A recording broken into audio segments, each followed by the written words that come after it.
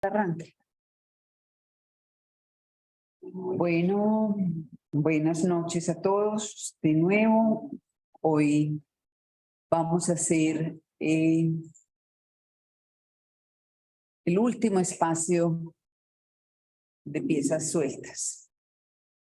Es una actividad de la biblioteca que se ha hecho estos 2 años con el directorio actual, quien nos consintió al trabajo, quien nos apoyó de manera decidida y que en este momento está en proceso de permutación y de cambio. Entonces, consideramos que piezas sueltas,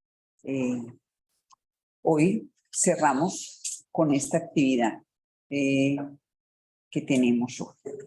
Y trajimos un texto, Anderson nos propuso un texto que es el capítulo 3, historización del texto de Miller, el ultimísimo Lacan, ¿cierto? Es un seminario, recoge el seminario que trabajó Miller entre el 2006, entre junio del 2006 en noviembre del 2006 hasta junio del 2007. Son 17 lecciones las que tiene el seminario y vamos a trabajar una que es la que nos trae Anderson. Bueno, Anderson Morales es una persona amiga de la sede, trabaja en EAFID como docente, está también en su clínica privada y magíster en investigación de psicoanálisis y en este momento aspirante a doctorado de psicoanálisis en la Universidad de Antioquia. Él revive el espíritu de piezas sueltas al traer el texto y pues un primer acercamiento es cómo fue ese encuentro contingente con él mismo, ¿no? ¿Qué relación se estableció con su lectura?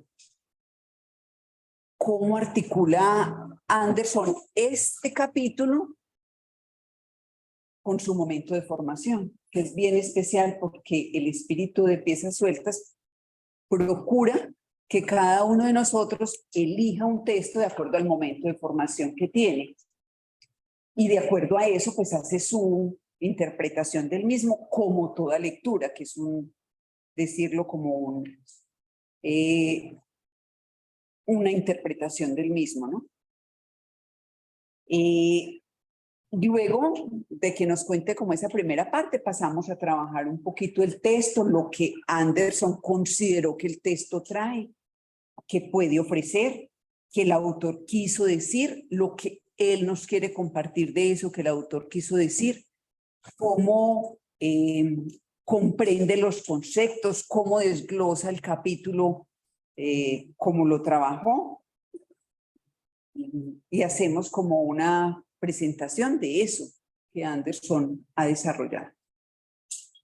Y luego pasamos la voz a los asistentes, traemos la conversación, lo que queda resonando, lo que queremos como interrogar, tanto a la interpretación que hace Anderson como al mismo texto en los que han podido leerlo y acercarse o que han clarificado, que encuentran de nuevo o que encuentran que merece ser reconocido como comentario para lograr una mejor comprensión del texto.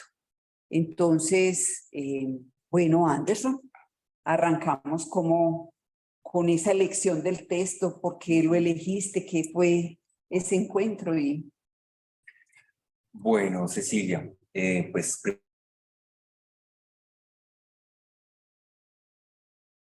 Claudia Velázquez, por aceptar también, digamos, la invitación, porque fui yo quien hice la invitación a trabajar el texto.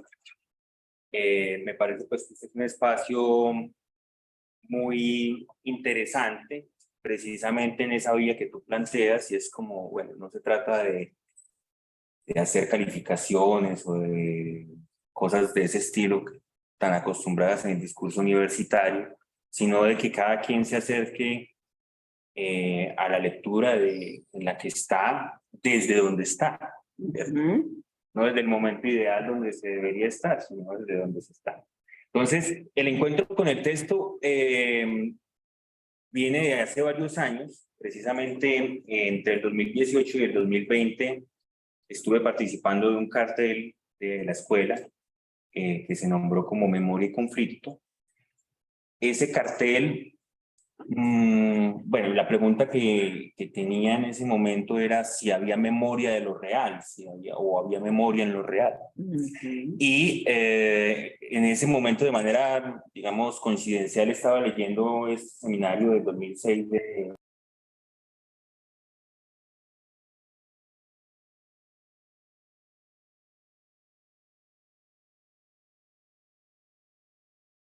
Ahí.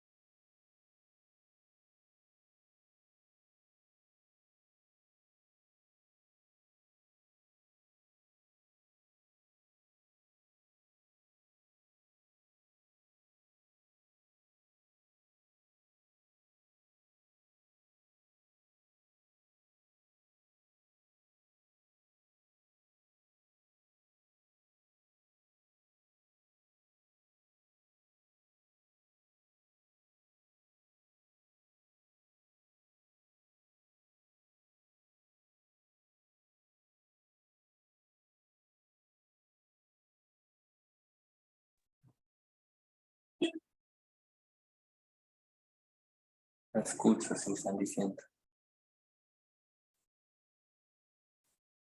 Hola, ahí se escucha. Ya, sí. Porque lo de hacker sucede. A mí me pasó ya en una actividad. Pasan ese tipo de cosas.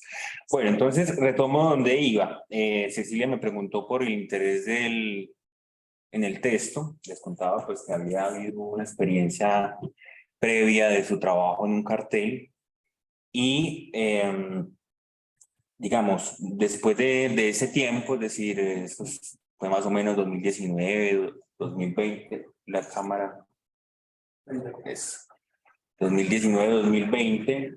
Y bueno, he venido, digamos, en estos años también acercándome nuevamente al texto, haciéndole conexiones también con otros elementos que aparecen, por ejemplo, en Miller en otros seminarios.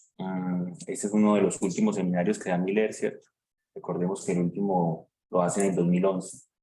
Entonces fue como en la recta final de esa orientación que sostuvo durante 30 años.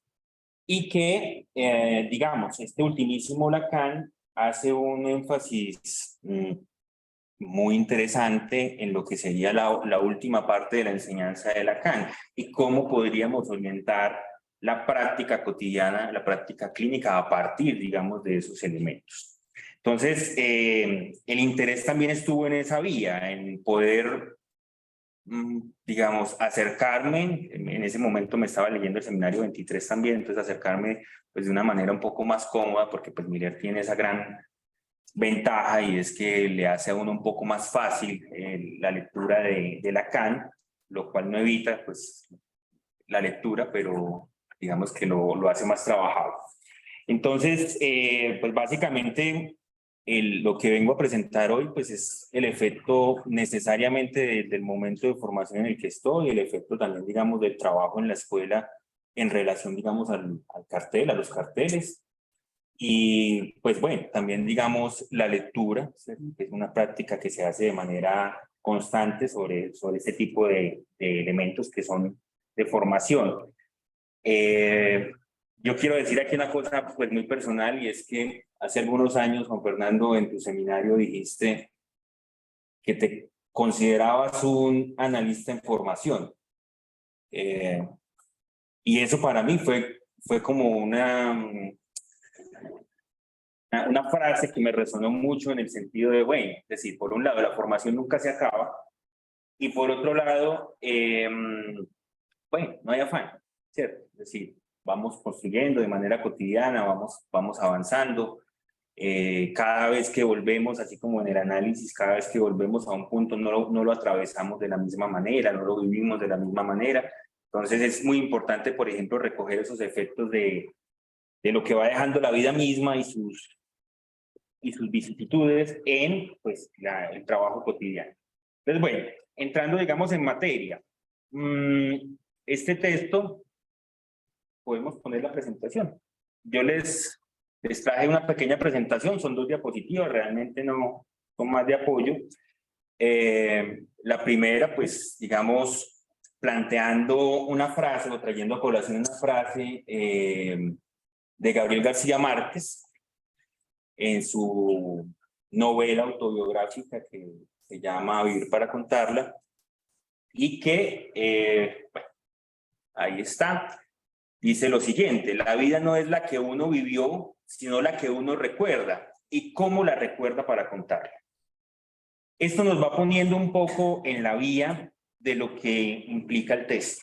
En este texto, sobre todo, digamos, este capítulo, pues, que es precedido de el primero, que se llama El Eps de un lapso, y el segundo, que se llama Entre la verdad y lo real, lo imposible.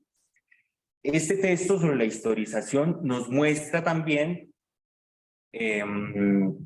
digamos, una serie de elementos que nos permitirían acercarnos a la práctica como tal. Entonces, hacia el final del capítulo, Miller hace un pequeño cuadrito que resume de una buena manera lo que trabaja durante todo el capítulo, y que nos va planteando, digamos, esos momentos necesariamente de la clínica. Hay un primer momento en el análisis que implica la construcción del inconsciente. Es decir, nuestro lugar como, pues, cuando ocupamos el lugar del analista, cada uno pues con su propio estilo, la labor que se hace es precisamente la de convertir eso que el sujeto trae, que es su historia, en su inconsciente. Entonces, Miller, por ejemplo, acá nos plantea, hace, digamos, un primer momento donde muestra un primer Lacan y un último Lacan, y trae, digamos, citas de él, por ejemplo, la respuesta al comentario de Jan Hippolyte sobre la Verneinung de Freud, donde trae la siguiente cita. Dice: lo que le enseñamos al sujeto a reconocer cómo su inconsciente es su historia. Entonces, hay un primer momento, un primer tiempo que es, digamos, lógico, que no se supedita, digamos, solamente a las entrevistas preliminares, es decir, alejándonos un poco de estos planteamientos que hace Miller también en la introducción al método psicoanalítico, donde de cierto modo lo que muestra es que en las entrevistas preliminares se busca hacer una localización subjetiva y una evaluación de la demanda, en el sentido de escucharla, poderle dar forma, y en esa vía, digamos, crear las condiciones para que haya análisis.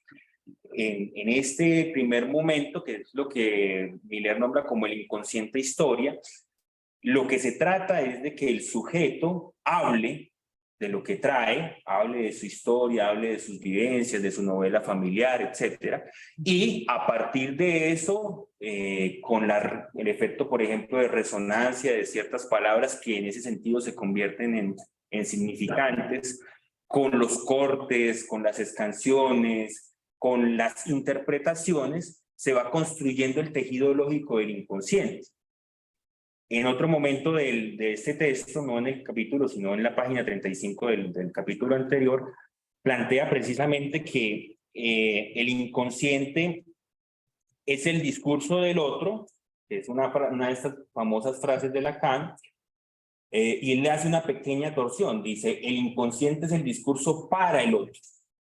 Y ese para da todo otro sentido, digamos, a esa frase. Es decir, el otro, digamos, en la transferencia es ocupado por el lugar del analista o por el analista, retoma de lo que va trayendo el analizante sus palabras, su historia y demás, y va, digamos, haciendo que se construya el inconsciente.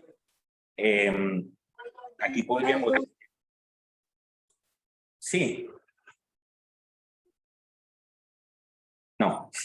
Bueno. Aquí podríamos decir entonces que, por ejemplo, el inconsciente es inevitablemente una construcción que se hace en el análisis. Es decir, puede que nos riamos de chistes, puede que tengamos lapsus, actos fallidos, sin que eso pase por análisis, pero inevitablemente el estar en análisis da una dimensión diferente a ese relato. Le da otro lugar, hace existir el inconsciente. Es decir, el trabajo del analista implica crear las condiciones para hacerle legible al sujeto su inconsciente. Las coordenadas lógicas de ese ente inicial, ¿cierto? De ese inconsciente como historia. Entonces, digamos, en ese sentido se plantea, por ejemplo, cosas como perfeccionar esa historización. Ese perfeccionar no implica necesariamente acomodar un modelo, sino más bien que entre lo perfecto y lo imperfecto, entre lo que es reconocido y no, también, digamos, está el inconsciente. Es muy importante, digamos, ese elemento. Él, digamos, hace un juego luego diciendo historia, histeria, ¿cierto?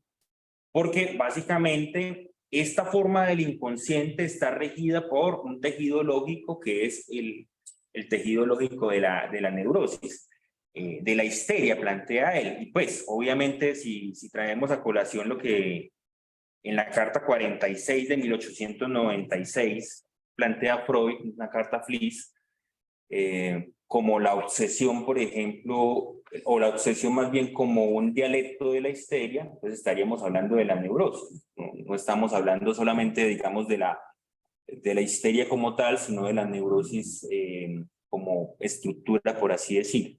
Entonces, ese primer momento del análisis, que insisto, es un momento lógico, puede durar muchos años, no se sabe muy bien, va creando, digamos, esa posibilidad de construir un inconsciente. Pero hay otro momento del inconsciente, ¿cierto? Que es el inconsciente en tanto real, que es un punto, digamos, que ha suscitado varios comentarios y ha suscitado discusiones académicas de que si, por ejemplo, Lacan en este lugar donde nombró una única vez, es en el prefacio de la edición inglesa del seminario 11, que es el último texto escrito que hace Lacan en 1976. Recordemos que Lacan muere en el 81. Antes de eso, pues vino a Venezuela y, bueno, pudo compartir con los analistas latinoamericanos.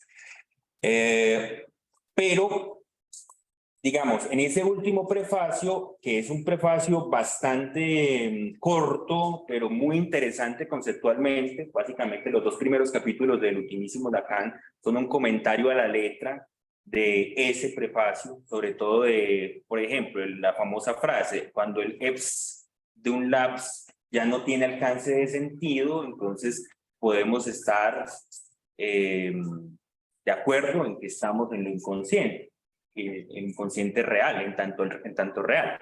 Lacan no hace, digamos, un trabajo sobre el inconsciente real como tal, pero Miller, digamos, lo retoma y plantea, digamos, una orientación en ese sentido. Entonces, ¿cuáles son las características de ese inconsciente real? Si el inconsciente historia, que podríamos plantear entonces como inconsciente simbólico, como inconsciente transferencial en tanto que, pues, deviene necesariamente de su construcción lógica en el lazo de la transferencia, ¿cierto? Que es necesario para que haya análisis. Transferencia no hay análisis. Entonces, el inconsciente en tanto real tiene que ver más bien con donde ya digamos, el analista no es del todo necesario.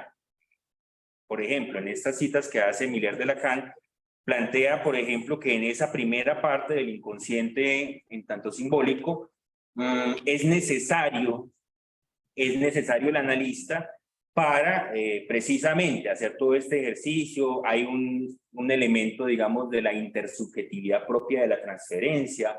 Se necesita construirlo a partir de hablar con un otro. Pero el inconsciente real ya no soporta ningún tipo de amistad, ¿cierto? Ya precisamente no se presenta como algo enigmático, ya no se presenta como un elemento a descifrar, sino que ya no tiene ningún alcance de sentido. Porque en esa construcción del inconsciente simbólico hay toda una necesidad de darle sentido. Hay también una puesta en juego del goce de sentido propio del sujeto y la necesidad de entonces estar encontrando un montón de coordenadas. Entonces los lapsus tienen todo un elemento para decir, los sueños, los equívocos, etc.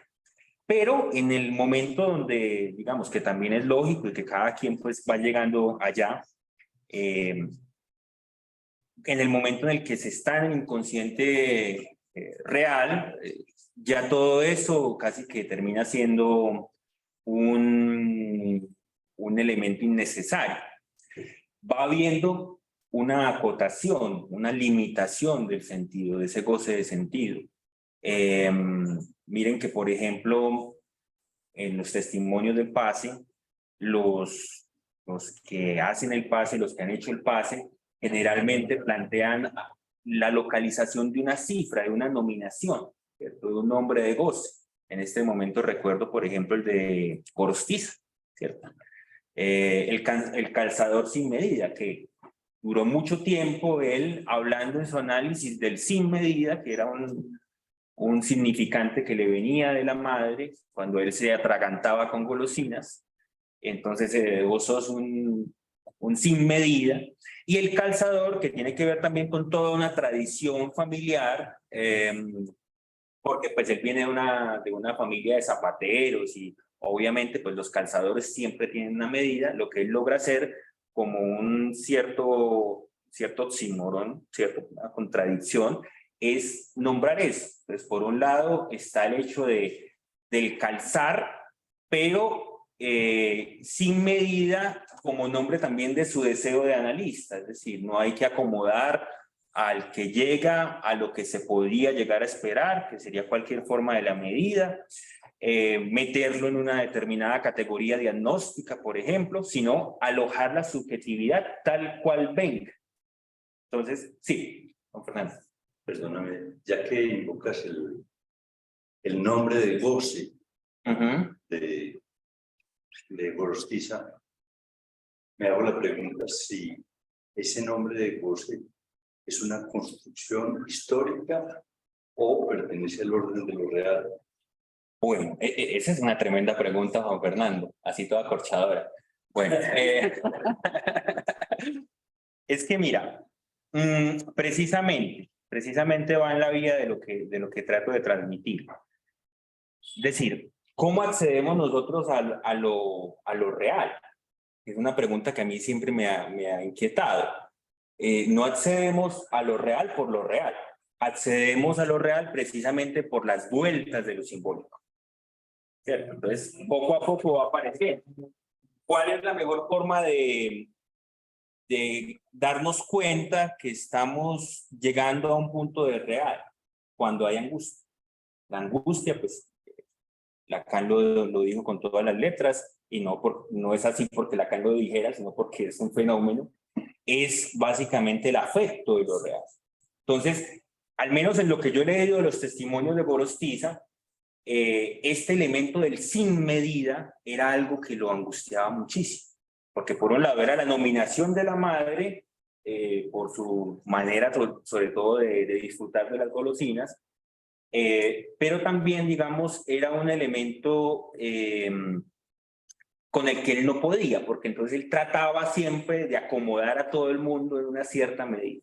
Entonces, logra hacer una nominación de ese goce, que también es uno de los elementos de lo real, precisamente a partir de lo simbólico. Es decir, ponerlo en palabras genera también un efecto de alivio. Entonces, claro, pues en adelante, pues necesariamente recurrimos a lo simbólico para poder dar cuenta de ciertas cosas. No nos salimos de lo simbólico, no es que ese es un punto interesante, no es que después del fin de análisis entonces ya no haya, por ejemplo, un disfrute con lo simbólico, cuando lo que se ve es que el solo hecho, por ejemplo, de testimoniar, de hacer el pase y hacer el testimonio, que son 3 años en la MP, pues es algo que ellos disfrutan un montón, hablar de su propio trauma, de sus propios síntomas y demás. Entonces, hay un elemento también de ese goce que quizás no se recorta del todo, pero bueno, pues digamos que se siente de otra manera. Y de pronto, Anderson, con la inquietud de Juan, me fui al último párrafo del capítulo. Ajá. ¿Cierto? Porque me parece que a eso apunta Juan con la pregunta, y que me parece tan valioso como lo traes, porque es intentar acercarse al texto con el ejemplo, con lo que nos trae el trabajo. Y veía en ese último párrafo el calzador sin medida como ese esfuerzo de comunicar eso que no se puede comunicar, ¿cierto? Pero que es un esfuerzo que se trae desde lo simbólico para abordar lo que no es posible, quizás nombrar. Y en ese último párrafo, voy a leer el último renglón. En esta medida, el inconsciente transferencial, aquel que se elabora en un análisis y que no sé si le pongo la hipótesis de calzador sin medida, ¿cierto? Es una elucubración de saber sobre lo real, ¿cierto? Y que creo que ahí nos ayuda un poquitico con el ejemplo que traías a mirar que se necesita, ¿cierto? El inconsciente transferencial para bordear algo de eso real, ¿sí? Y sí, que lo decías bien, tratando de indicar con las señales que hay un real, pero que se trata es de nombrarlo, no descartar el transferencial. El mismo Miller nos lo dice allí. Muy bien. Claro, gracias Ceci por esa puntualización que me parece perfecta. Pues llega a un punto necesario. Precisamente lo que dice Miller acá es que la primera enseñanza de Lacan o el primer Lacan y el último Lacan no son excluyentes. Es decir, no se puede llegar al uno sin el otro. ¿cierto? Y no porque, por ejemplo, ya estemos en un momento del análisis donde, bueno, se ha acotado el sentido, eso no implica necesariamente que vayamos a dejar de hablar. Que bueno, también digamos, la lectura que se hace, digamos, de eso desde el lugar del analista y entonces, por ejemplo, que las sesiones sean cada vez más cortas, ¿cierto? Que llegue a un punto donde casi que ni se hable, que sea solamente, por ejemplo, llegar, saludar y se acabó. Da cuenta de cierto modo de un acotamiento del sentido, pero no es sin el sentido, no es sin lo simbólico, siempre vamos a recurrir a lo simbólico. Entonces, no nos vamos a salir de eso. El punto es, por ejemplo, lograr estar en lo simbólico sin que lo real pues esté insistiendo todo el tiempo. Sin desconocer lo real. Sin desconocer lo real también. Entonces, un poco en este cuadro también vemos los mecanismos propios, digamos, de lo real y de lo simbólico. Entonces, por el lado de lo real está la forclusión. Entonces, lo que nos dice Miller es que en este inconsciente real estamos más del lado de lo que nos enseña la psicosis, de los fenómenos, por ejemplo, alucinatorios, y trae a colación el caso el comentario, el caso del hombre de los lobos, donde, digamos, estamos ante un elemento que va por fuera del sentido, que se cae de toda historia, ese es el punto. Entonces, en el caso del hombre de los lobos, el sujeto habla de su historia, pero aparece un elemento que es totalmente bizarro, que es un elemento que no tiene nada que ver con lo demás y que da cuenta de precisamente de un real y que da cuenta precisamente de algo que queda por fuera, expulsado, ¿cierto? Radicalmente expulsado, que sería una de las formas de entender la forclusión de lo simbólico, pero que retorna en lo real. Entonces siempre está ahí. Mientras que digamos, en lo simbólico está el mecanismo de la represión, que es algo que siempre aparece. Siempre hay algo perdido. En Causa y Consentimiento, que es otro seminario de Miller, él hace un trabajo muy interesante sobre, digamos, lo que es la teoría de la causa, lo que implica la causa y el efecto, y él nos plantea ahí, por ejemplo, que hay entre causa y efecto, por ejemplo, entonces está el síntoma, veamos a Freud, entonces el síntoma de las histerias de esa época eran síntomas conversivos muy fuertes tomados desde el cuerpo. Aparecía, digamos, una persona con manifestaciones físicas que desconocían necesariamente la anatomía. Entonces, por ejemplo, neurológicamente, si hay una afectación en el lóbulo izquierdo, va a haber una parálisis en la parte derecha del cuerpo. Y las histerias aparecían, digamos, con una parálisis en la mano derecha y la pierna izquierda. Entonces no había forma de explicar eso cerebralmente, ¿cierto? Y ese sería, digamos, el efecto. Y se presume que habría una causa, ¿cierto? Entonces la causa, lo que logra identificar Freud, es que esa causa está reprimida, ¿cierto? Que hay algo que se perdió en la historia y que en ese momento tenía que ver con, digamos, la manera en la que se vivía la sexualidad, ¿cierto? Con elementos, por ejemplo, en el orden de seducciones infantiles precoces o fantasías en ese sentido. Ya de ahí, pues, habla luego de la proton pseudos histérica, la fantasía primordial, prototípica, de seducción, donde a partir de esa causa aparece el efecto. De causa y efecto siempre está la represión. O sea, si nosotros desconocemos que buena parte de lo que el sujeto cuenta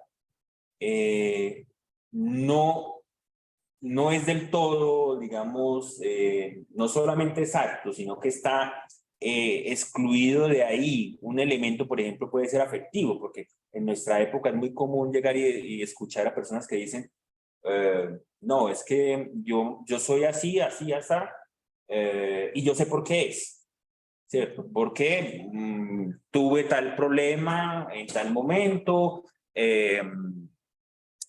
tuve un abuso, tuve un acoso, tuve un episodio de violencia y por eso soy así. Pero entonces aparece un punto como, bueno, está la causa, está el efecto, pero no hay una implicación subjetiva. Entonces, ¿qué es lo que impide la implicación subjetiva? Precisamente la represión. Entonces puede que no esté reprimida la escena, está reprimido el afecto concomitante, como lo decía Freud, que hace que se presente esa manifestación. Entonces, ¿cuál es el trabajo analítico? Básicamente, lograr que algo de eso nuevamente emerja y ahí aparece, digamos, el famoso apartado, lo que acabo de decir, de la perfección o el perfeccionamiento, digamos, de esa historia. Entonces, es un elemento que está jugado acá y que tenemos que tener en cuenta. Es decir, ¿cómo podríamos pensar la clínica en esta época? Digamos, empezando con un primer Lacan, haciendo la construcción del inconsciente y orientándonos hacia el final de análisis precisamente digamos, en ese último Lacan. Porque pues también cuando aparece este seminario, cuando comienza pues a circular, hubo como un exceso de trabajo de pensar, entonces no, solamente nos vamos a orientar por el ultimísimo Lacan y entonces el inconsciente real, como que se dejara de lado los otros elementos y pues más bien, por ejemplo, la indicación de Miller al respecto es pensarlo como un bloque y hasta por ahí hay un libro famoso pues, de un seminario también que dio Gorostiza que se llama así, Lacan en bloque, cómo pensar la clínica no como algo excluyente, ¿no? Entonces nos vamos a orientar por lo real y vamos a dejar de lado lo simbólico y lo imaginario, claro. Vamos a orientarnos hacia lo real, vamos a escuchar la angustia, vamos a ubicar al sujeto en su posición de goce, vamos a orientarlo, digamos, a que identifique su síntoma y su fantasma, pero precisamente a partir, digamos, de las vueltas por lo simbólico. Bueno, en el capítulo también hace Miller un excurso por el ser y el mundo, que son términos de Heidegger. Él plantea, por ejemplo, la parte de lo real, el ser, y por parte, digamos, de lo simbólico, más bien el mundo. Entonces, obviamente, es un poco difícil entrar en esa parte, sobre todo sin tener un gran conocimiento sobre lo que Heidegger plantea, porque, digamos, una de las cosas que son engañosas en la lectura de Miller es que como él lo hace tan fácil, uno a veces cree que entendió. Y como que hay que pasar muchas cosas, o sea, o que se pueden pasar cosas por encima sin darle el detalle, sin darle el cuidado. Entonces, lo que uno va y ve cuando se pone a leer a la letra esos párrafos es que son unos problemas filosóficos, unos problemas, por ejemplo, a veces matemáticos también, un trabajo con la obra de Freud, con la enseñanza de Lacan, tan riguroso y con tanto conocimiento que lo hace sencillo, pero pues si uno le va a meter el diente a eso no es tan fácil. Entonces, en ese punto del ser y el mundo, él plantea entonces algo del ser en el orden de lo real y el elemento del mundo en el orden de lo simbólico. Yo ahí quedé como un poco intrigado, como para que lo conversemos ahora con Fernando, en relación digamos, a ese paso de la ontología a la enología, ¿cierto? Que es un poco lo que plantea Miller en el ser y el uno. Es decir, olvidarnos un poco del ser que sería la ontología para orientarnos por lo uno. Entonces, ahora si quieres lo podemos discutir. El siguiente punto es el del extratiempo y el tiempo. Entonces, hay un elemento muy interesante, aquí Miller no lo nombra así, pero también está en causa y consentimiento, que es pensar el tiempo en lo simbólico. el tiempo en lo simbólico aparece siempre bajo la forma de un futuro anterior.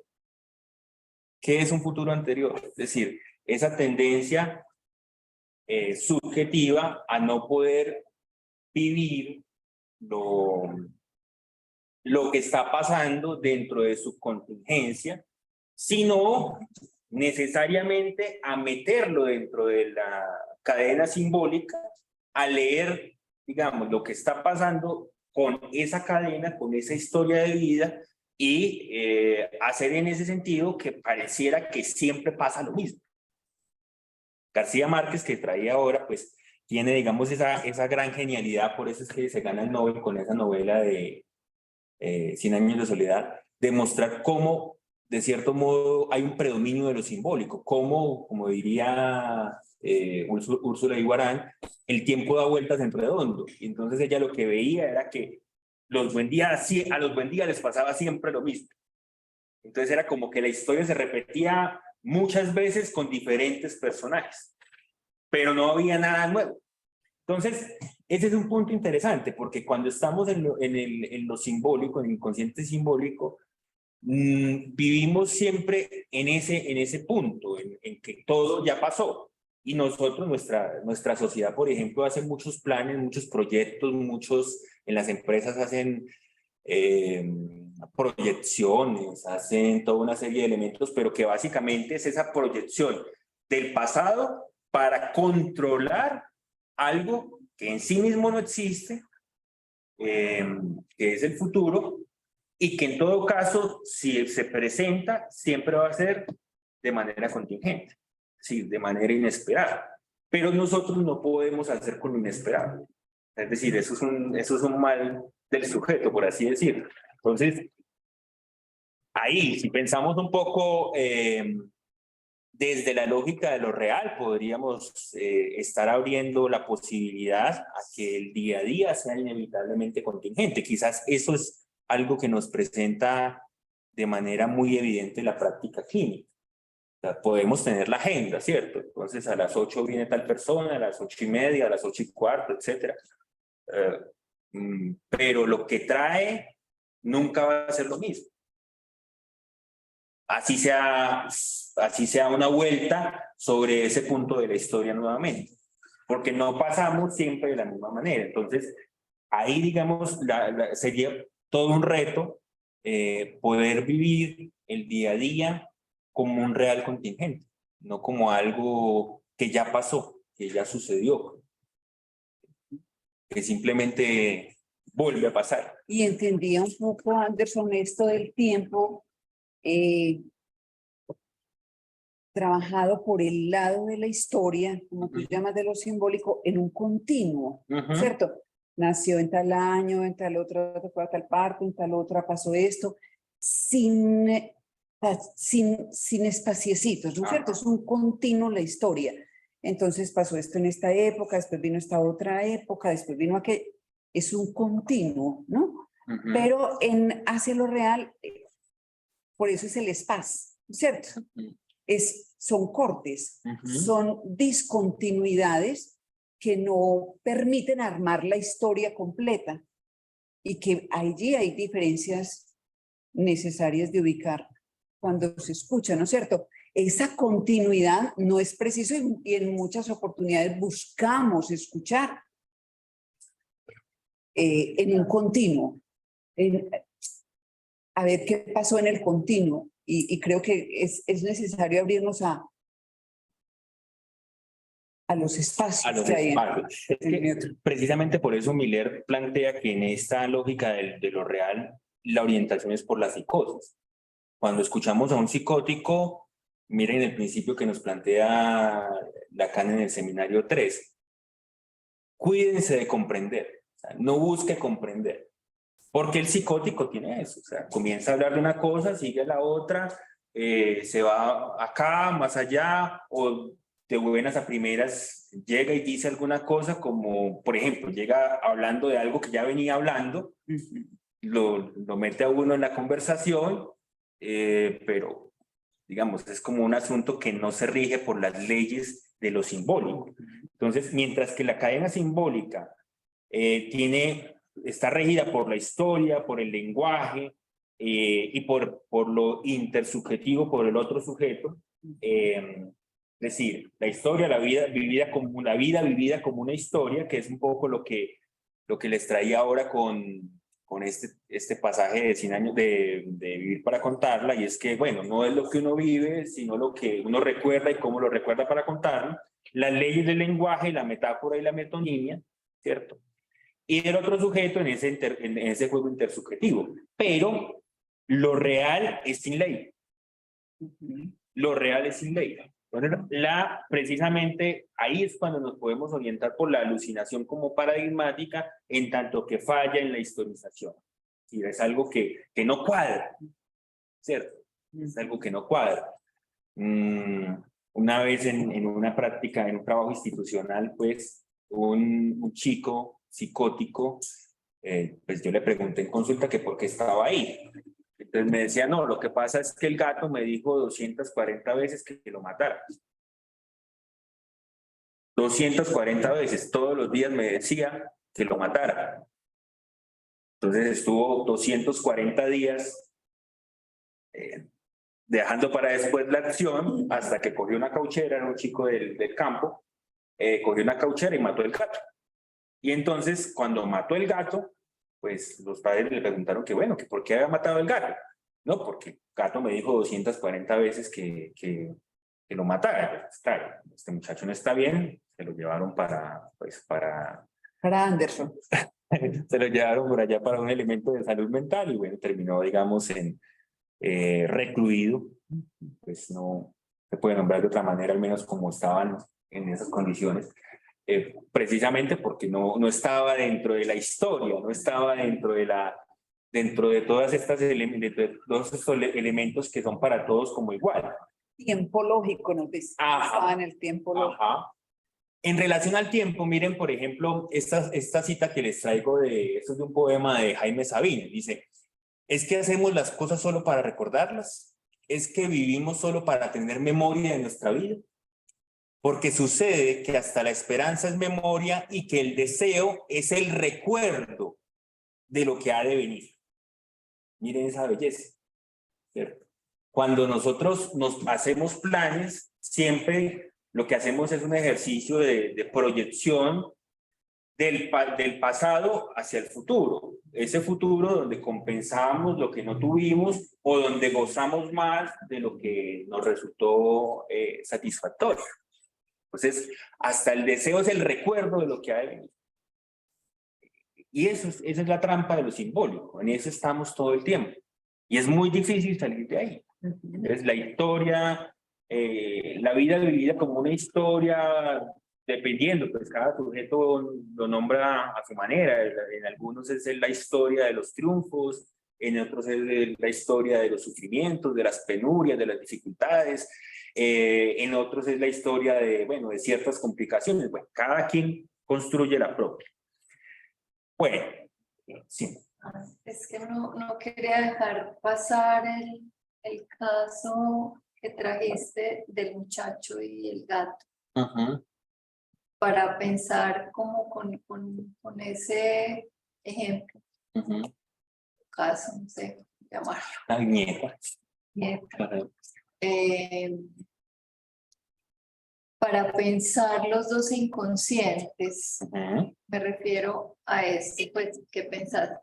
Si fuera posible mirar esa viñeta de esta manera, si cuando el muchacho dice, el gato me dijo 240 y tantas veces que lo matara, y ahí hay un intento de hacer historia, si bien diría es una historia que se sirve quizás de una alucinación, de una contabilidad, y lo que hace el acto de matar el gato, si tendría que ver más con un inconsciente real, en el sentido de que hay una irrupción, interrupción,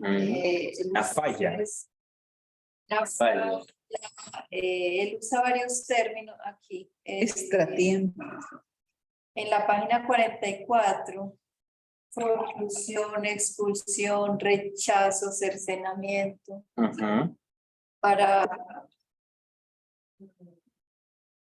para indicar, digamos, lo forclusivo que hay en el inconsciente real en oposición al inconsciente transferencial, si bien aquí pues no quisiera decir transferencial porque el muchacho hace todo esto pues por fuera de la transferencia. Entonces, por eso digo sí, estando fuera de transferencia, pero hace un intento, yo diría, de construir una historia. Pues lo digo así porque creo que hay un intento de hacer una historia con la contabilidad, incluso con la alucinación misma que el gato le decía.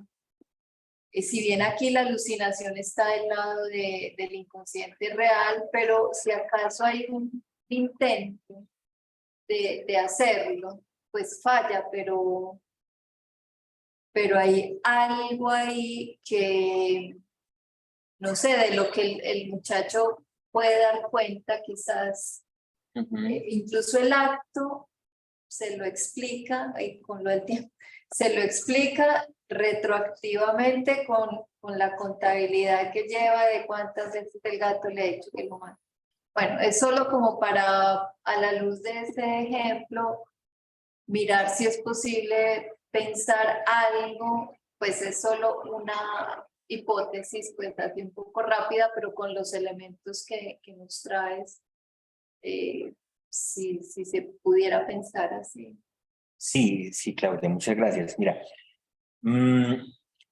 ahora que lo decías, digamos, dentro de lo que era, pues, el caso del chico, pues, eran unos chicos que venían por varias instituciones, entonces tenían que todo el tiempo estar contando, digamos, su historia.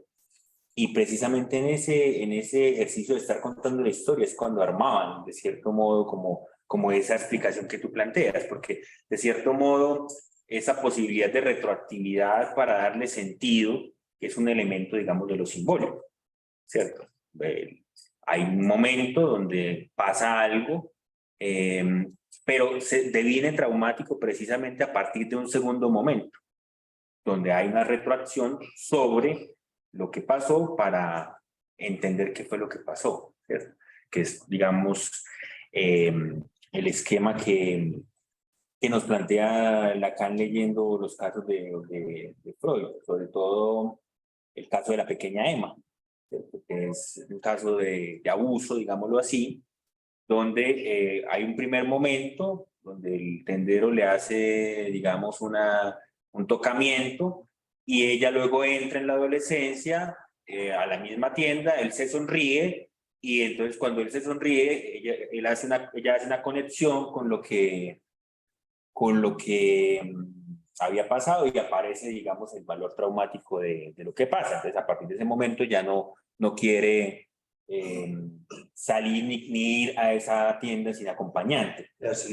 Sí, sí, pero en relación a lo que pues, termino con lo de Claudia, a mí me parece que el tema de lo alucinatorio aparece precisamente como algo que cae de esa posibilidad de historia, porque también, digamos, él lo contaba sin ningún tipo de arrobamiento. Es decir, pues eso fue lo que pasó, o sea, totalmente desimplicado. Después de eso, pues siguió hablando de otra cosa. Es decir, es una serie de cosas como que no son, se prestan a la comprensión simbólica.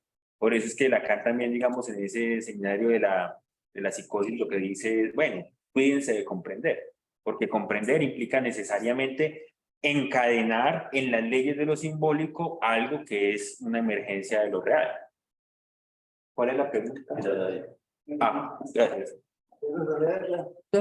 No alcanzo. Bueno, dice, no cumple el psicótico el hacer de la historia, de continuar la historia siguiendo la demanda.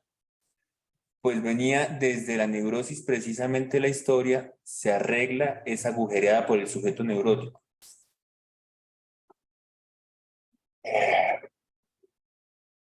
No cumple el psicótico el hacer de la historia, de continuar la historia, Ajá. siguiendo la demanda.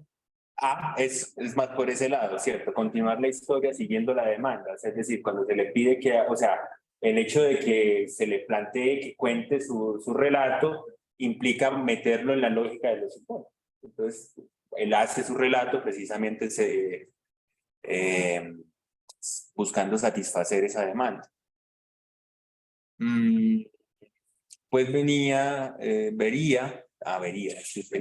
que desde la neurosis precisamente la historia se arregla, es agujereada por el sujeto neurótico. Sí, es decir, por ejemplo, en ese tema del agujeramiento, un poco la construcción de la historia implica precisamente ver que en ese agujero de lo simbólico está el inconsciente, y entonces cómo se puede organizar eso para que le resulte legible al sujeto. Obviamente, no es como que en algún momento uno llegue y le diga, pues desde el lugar del analista al sujeto, mire, este es su inconsciente, estas son las leyes de su funcionamiento. No, el trabajo en el análisis implica que haya analizante, es decir, que el sujeto, quien decide analizarse, haga ese ejercicio de construcción también. Bueno, también digamos hay un punto, y es que en el orden de lo real está más bien, para que vayamos ya cerrando un poco, estamos más... ¿Qué? Ay, Pues en ¿Qué- realidad qué? se la palabra.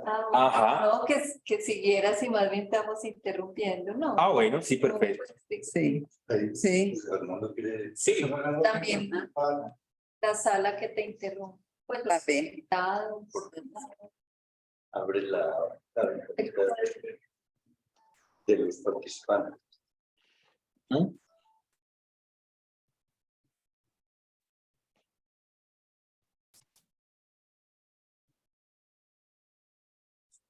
Ahí está. Ahí está. Voy a quitar el compartir pantalla. ¿Sí? sí. Dale, José Fernando, te escuchamos.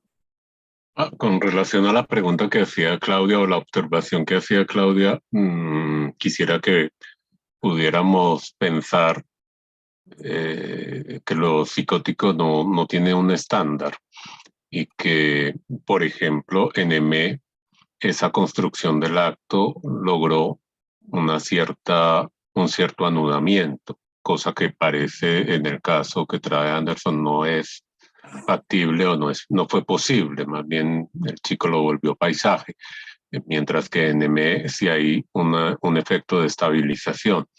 Me parece que la cuestión de la psicosis nos permite, respecto al tema que se está tratando de trabajar, la diferencia entre este apuntalamiento en dos tipos de inconsciente, en donde el uno solamente puede ser accesible, dijéramos, a través del otro, para un saber.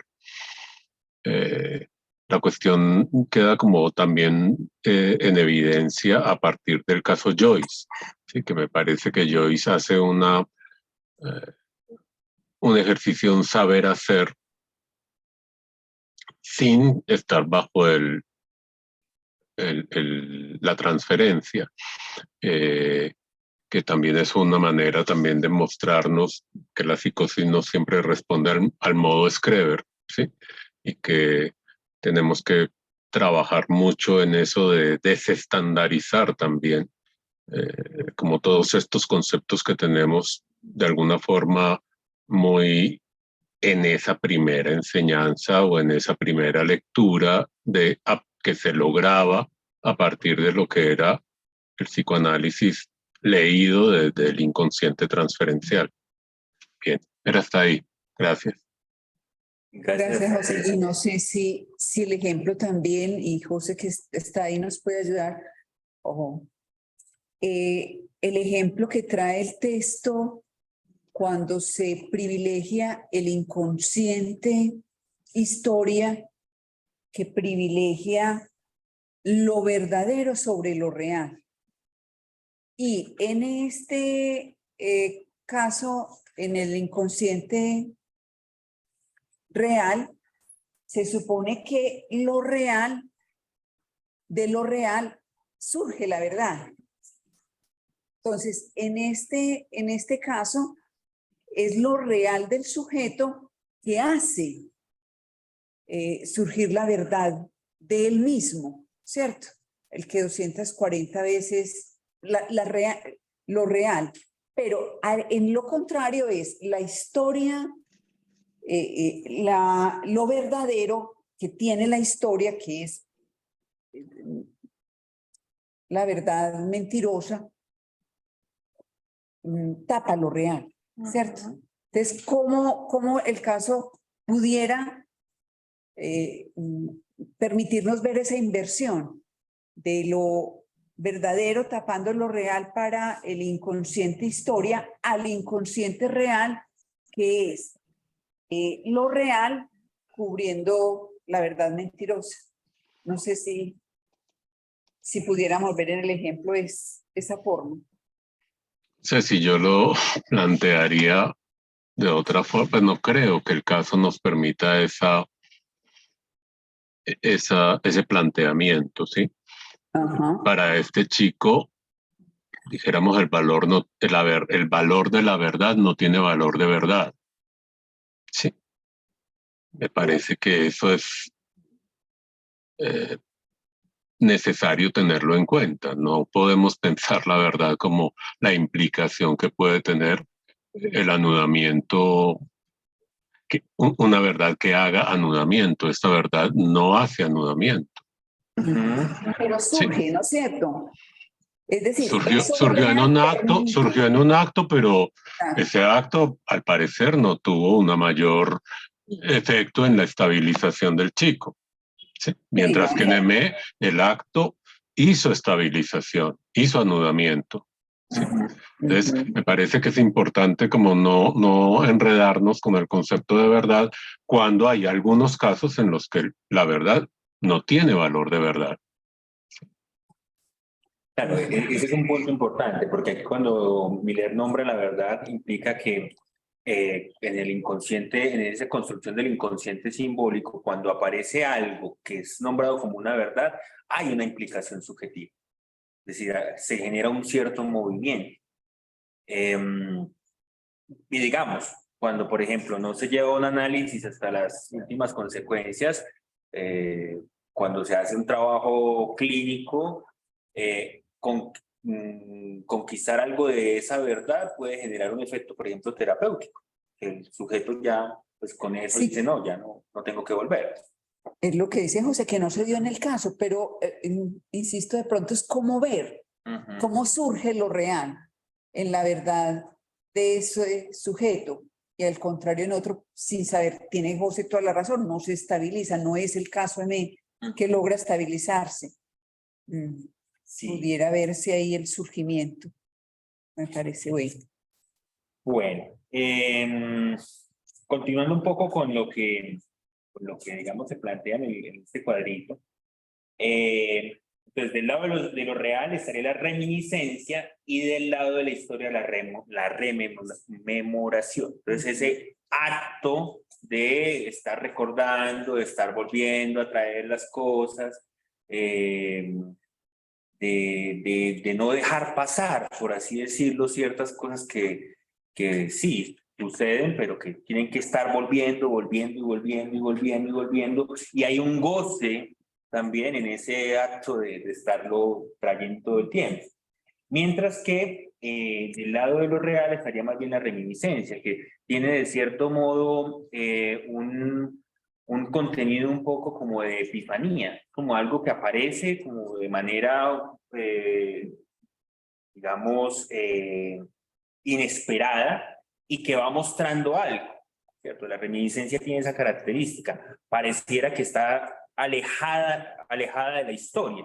Es algo como que desde cierto momento apareció y al aparecer va generando un efecto en el sujeto. Del lado de lo real también estaría la defensa, y eso es un principio clínico. Siempre que aparezca algo de la defensa, estamos ante lo real. de lo que se defiende el sujeto es de lo real. El yo en sí mismo es una defensa, la construcción del yo. Precisamente una serie de identificaciones para salvaguardarse de un real angustiante. Entonces, eso es lo que cada uno de nosotros hace. Un real, creamos algo para poder llegar a hacer con la vida. Entonces, mientras que, por ejemplo, esa orientación de los postfreudianos que toman, digamos, al yo y a los mecanismos de defensa, tomando, digamos, una vertiente que inaugura Freud, como los mecanismos de defensa o los medios defensivos del yo como inconscientes, digamos, desde esta orientación no se plantea las defensas del yo, sino más bien al yo mismo como una defensa. Es que hay que precisamente ir haciendo caer. Uno de los principios rectores del acto analítico implica precisamente eso, hacer caer las identificaciones, que es este texto de orientación que da Lorán sobre, bueno, en qué trabajamos. Hay una pregunta también, dice, ¿puede lograrse una relación entre ese inconsciente real y lo que enuncia Lacan en el seminario 3 como un otro que engaña?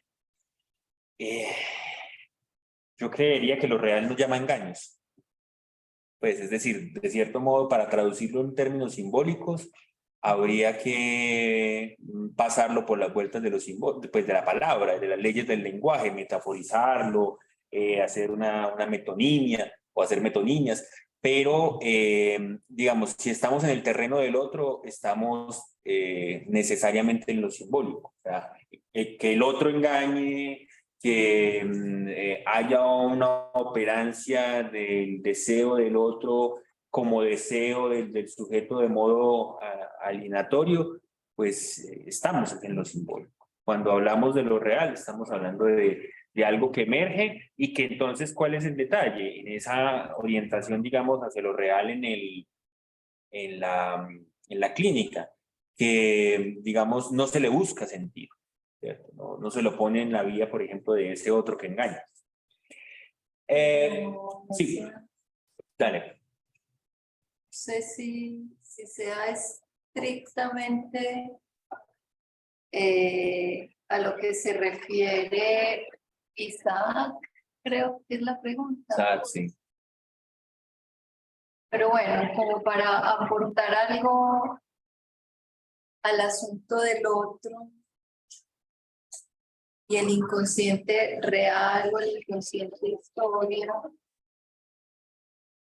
y la psicosis, la medida que se refiere al seminario 3, la página 46, parece que hay algo interesante que quizás a Isaac le pueda ayudar a responderte la pregunta.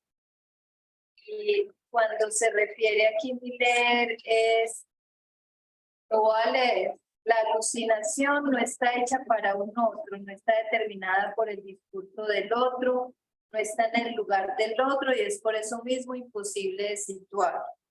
Recordemos que, por lo contrario, la paranoia está establecida en una sólida relación con el otro. E incluso, como lo recordará Lacan más tarde, que consiste en identificar el goce en el lugar del otro. Bueno, eso solo para La alucinación sin otro. El otro, que sí lo hay en la psicosis, al menos cuando se trata de la paranoia, hay otro, ¿cierto? Bueno, pero yo sé que no es estrictamente lo que él está preguntando, pero creo que ayuda a pensar el problema.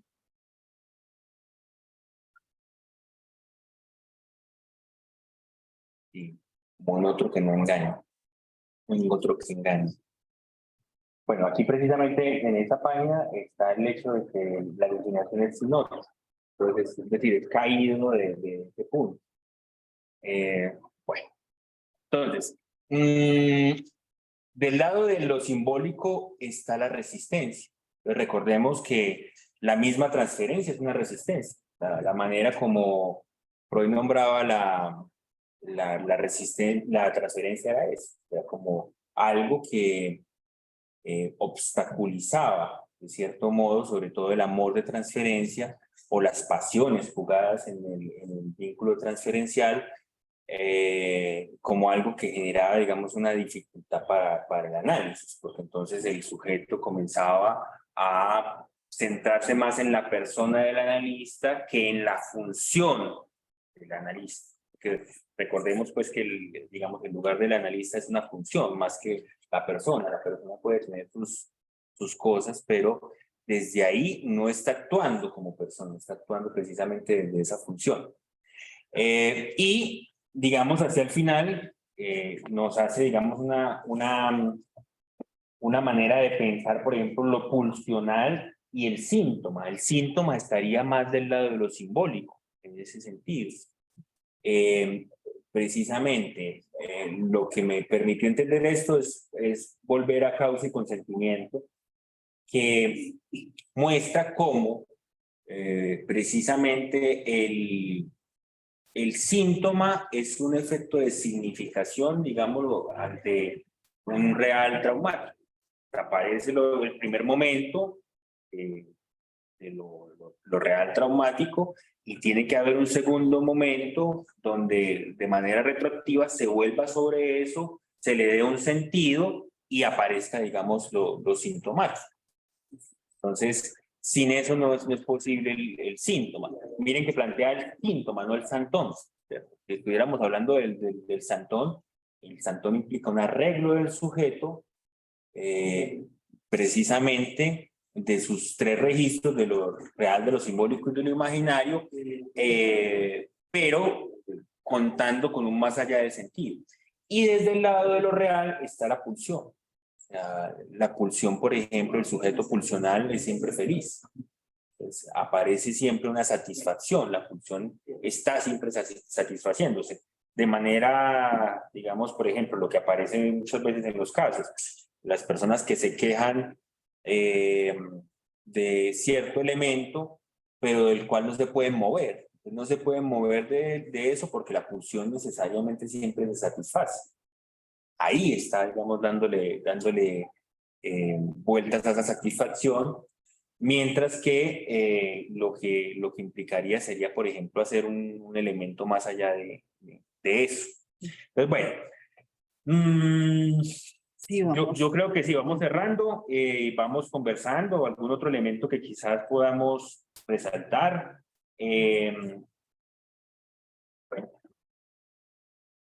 Bueno, no sé, creo que Anderson nos has dado como una apertura al cuadro que trae Miller en este capítulo y que nos abre pues como a entender esos dos tipos de inconscientes y la utilización que se puede hacer del mismo. Me queda, no sé, para discutir o me ayudan a ampliar porque pareciera que nosotros decir un momento de una inconsciente historia y un momento de un inconsciente real, como que estaríamos por el lado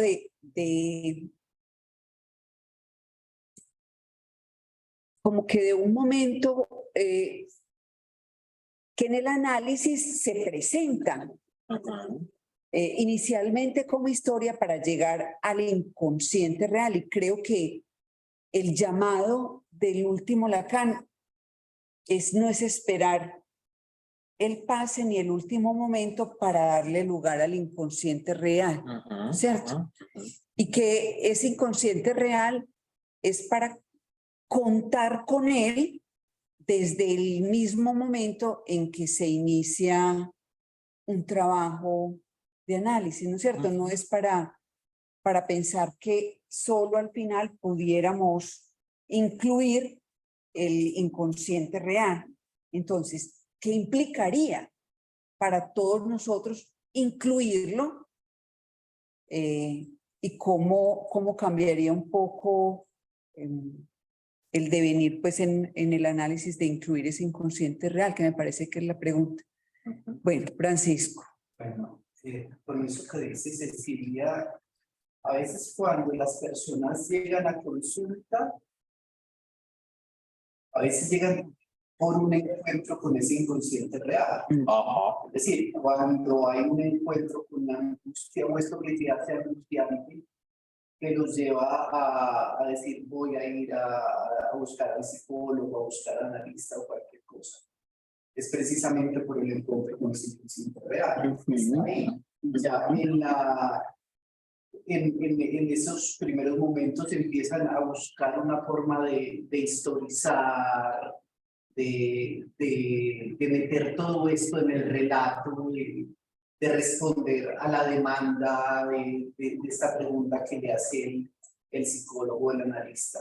Y empiezan como a historizar eso, pero si uno lo ve desde esa lógica, a veces es el encuentro con el inconsciente real lo que arrastra o lo que lleva a la persona.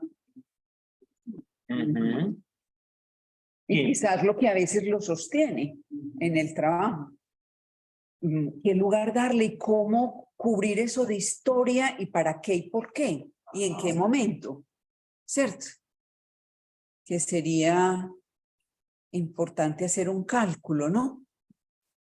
Porque entraríamos también en una historia al infinito. ¿Cómo lograr ahí? Que es la pregunta que me hago, pues, y que quisiera que nos lleváramos de esto, porque es cómo sopesar esos dos inconscientes en el caso por caso y no descartar el uno o validar el otro por ser el último o por ser el primero. No, incluso Anderson no lo dijo, Millet, no, el uno no quita el otro, pero cómo darle valor a ambos en una escucha analítica y hacer el trabajo con ambos, que me parece que es la pregunta, al menos para mí me da Juan, sí. No, yo simplemente quisiera hacer una observación, digamos que bibliográfica. A mí me parece que el texto que eligió Anderson, como creo que lo ha mostrado bien la discusión, es de un valor muy importante para cualquier persona que intente pensar el psicoanálisis con Lacan. Y en ese sentido, pues creo que se han sentado los elementos importantes del texto señala. Pero hay un punto que creo que conviene tener en cuenta y que tiene muchas implicaciones.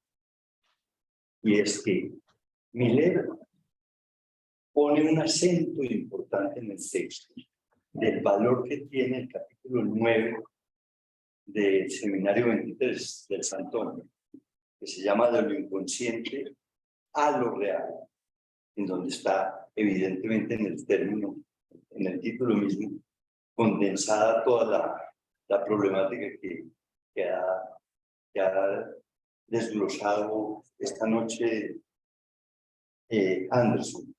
Ahora, en ese capítulo hay una serie de precisiones y de consideraciones sobre muchos aspectos que están esbozados en el texto de Lacan y que yo recomendaría que si alguien se inquietó con la lectura de historización, no olvidara examinar, yo diría inclusive leer con cuidado el capítulo 9 del Seminario 23, que tiene otra implicación que conviene señalar dentro de este contexto, y es la siguiente. Millet habla de que a partir de ese capítulo se abre una última etapa de Lacan que tradujeron prontamente como el ultimísimo Lacan.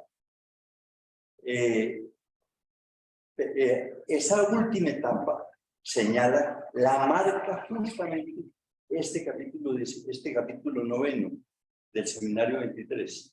Por lo tanto, digamos, para pensar la relación que hay entre el inconsciente y lo real, este capítulo 9 es particularmente importante y complementa o enriquece muchísimo la lectura de este capítulo. Pues simplemente quería rayar ese punto. Sí, gracias, sí. pues podríamos quedarnos casi que toda la noche mirando los elementos del capítulo, que son muy enriquecedores.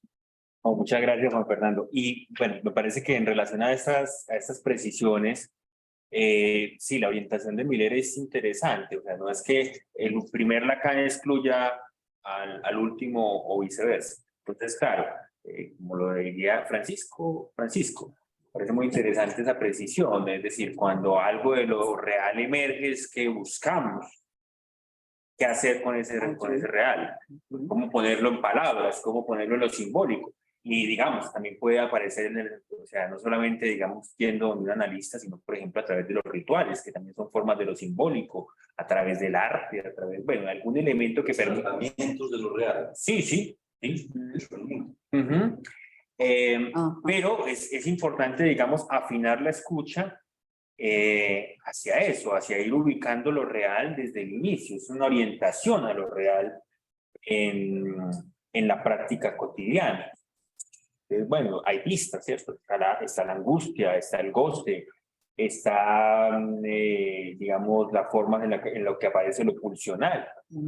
Y ahí estamos en el punto de lo real. Podemos ver, digamos, la defensa, podríamos ver la reminiscencia, elementos forclusivos también, porque, por ejemplo, no solamente en la forclusión es un mecanismo exclusivo de la psicosis, porque, bueno, hoy en la tarde hacía un trabajo para un congreso de semilleros de investigación sobre el duelo y me encontré en el seminario 6 unas referencias muy interesantes para pensar el duelo. Entonces, decía Lacan, o dice Lacan ahí en el seminario 6, que cuando se forcluye lo simbólico, por ejemplo, a través del ritual, aparecen fenómenos similares a los psicóticos, y es algo que, por ejemplo, vemos cuando llega una persona con un duelo, uno de esos duelos que no se elaboran, que entonces aparecen fenómenos